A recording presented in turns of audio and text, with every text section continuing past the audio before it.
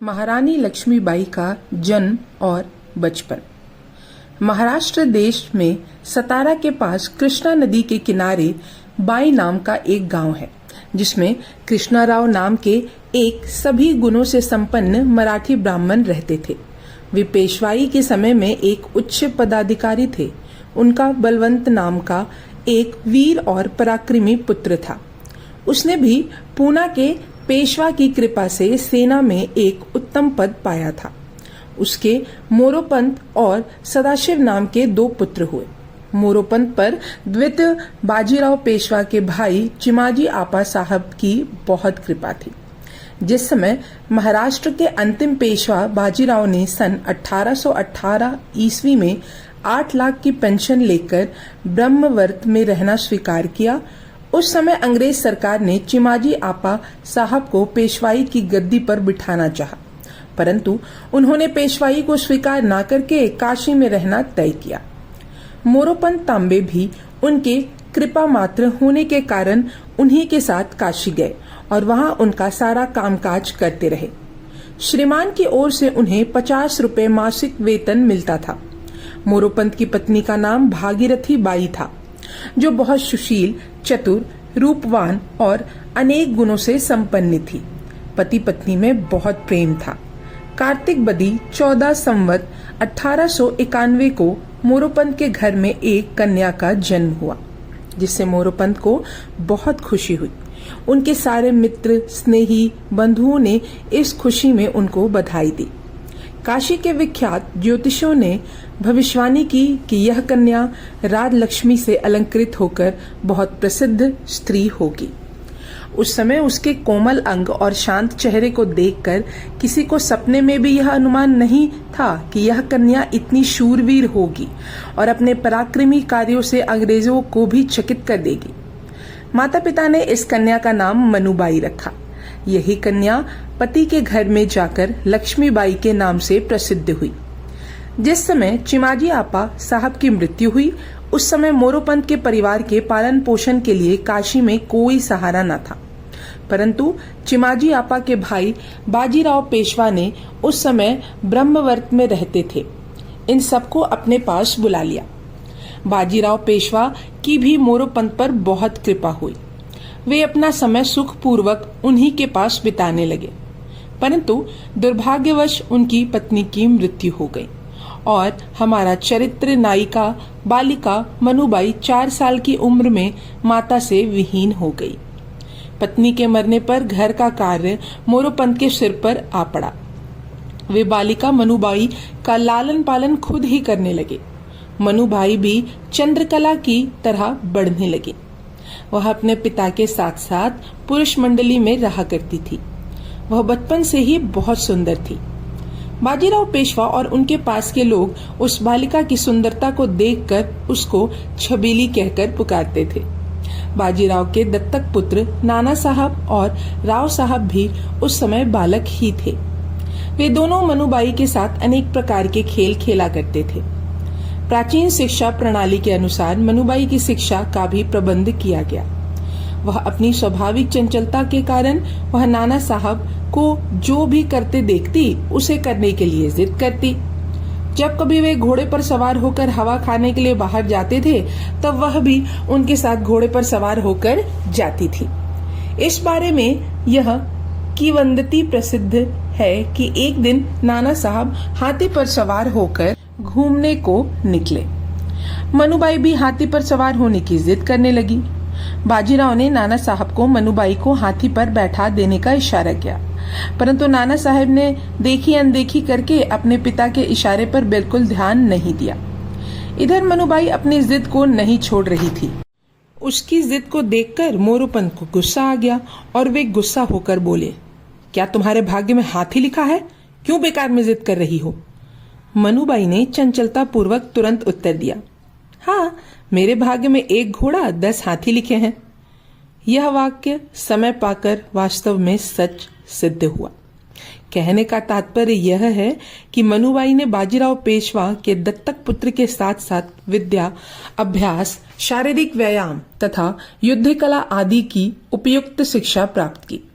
यही बचपन की शिक्षा उनकी भावी तेजस्विता और अलौकिक साहस की नींव थी।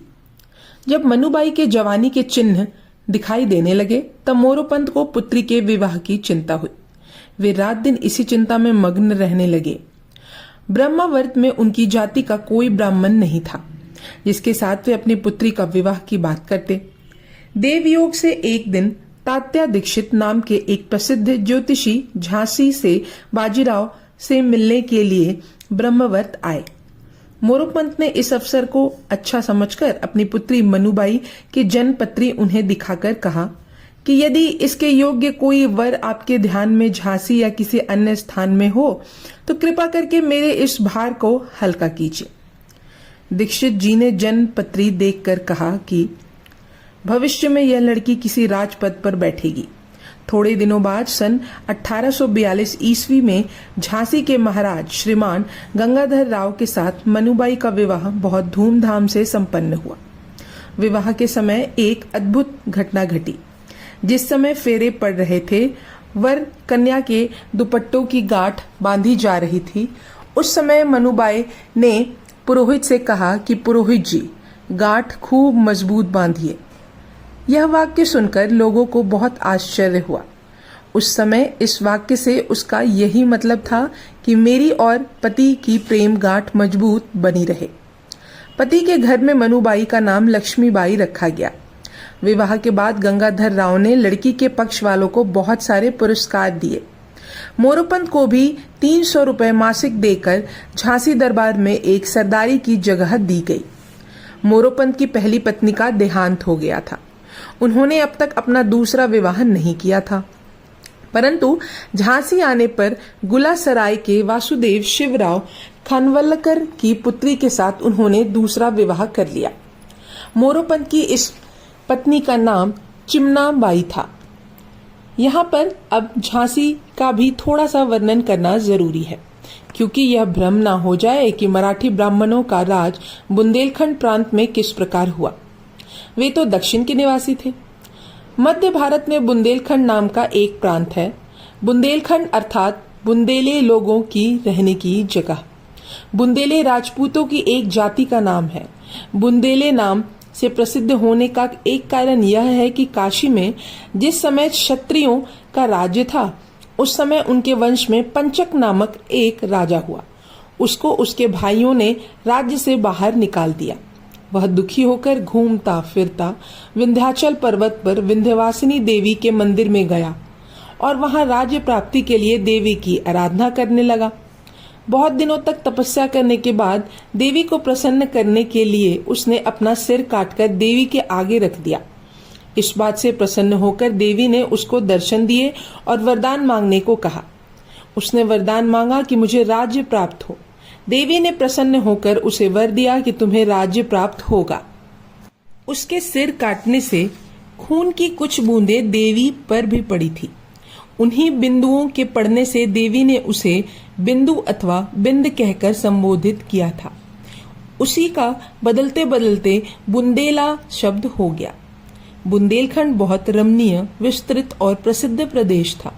उसमें बहुत सारी छोटी बड़ी देशी रियासतें थीं। झांसी उन्हीं में से एक प्रसिद्ध और शक्तिशाली देशी राज्य की मुख्य नगरी थी। ओरछा के राजा वीर सिंह देव का बनवाया हुआ प्रचंड किला अपनी वर्तमान जीर्ण दशा में भी अपने प्राचीन वैभव और विशाल स्वरूप का परिचय देता था।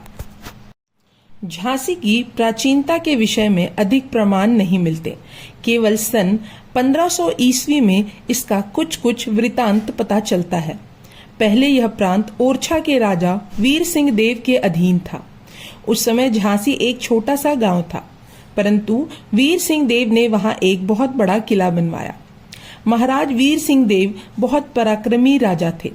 उन्होंने सन 1602 ईस्वी में अकबर बादशाह के मंत्री और प्रसिद्ध इतिहास लेखक अबुल फजल को युद्ध में मार दिया था। इसी अनर्थ के कारण अकबर ने अपने पुत्र सलीम को सेना देकर बुंदेलखंड पर चढ़ाई करने के लिए भेजा, परंतु वीर सिंह ने सामने से लड़ाई नहीं की और इधर उधर आनाकानी करते रहे। अकबर की मृत्यु के बाद उनका बेटा सलीम सन 1605 ईस्वी में गद्दी पर बैठा। उसने वीर सिंह देव की गलती माफ कर दी। परंतु 1627 ईस्वी में जब शाहजहां दिल्ली की गद्दी पर बैठा तब वीर सिंह देव ने फिर से लूटमार शुरू कर दी। जब प्रजा उसके अत्याचार से बहुत दुखी हो गई तब शाहजहां ने उनकी जागीर जब्त कर